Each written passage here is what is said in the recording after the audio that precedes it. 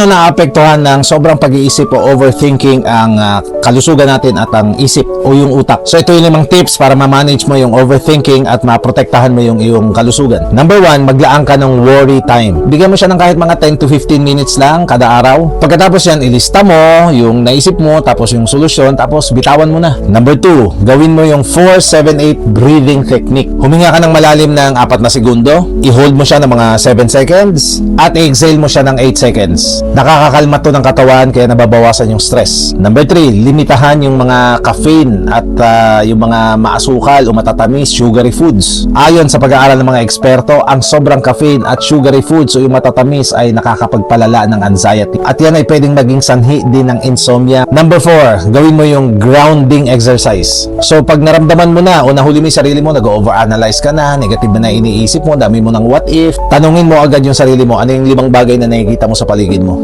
4 na bagay na naririnig mo, 3 bagay na meron ka o hawak mo ngayon. Nakakatulong ito pampakalma sa gitna ng stress. And number 5, mag-exercise regularly. Hindi kailangang heavy, kahit brisk walking lang, kahit 30 minutes lang na light exercise every day. Tandaan, pag ikaw ay nag-exercise, lumalakas yung happy hormones mo tulad ng serotonin. Maliban sa pagdadasal, ikaw ba, ano yung ginagawa mong technique para maibsan yung stress mo o anxiety mo sa sobrang kakaisip? Yes! Mr. Dekdek Internet Cafe, ang pinaka-affordable na computer shop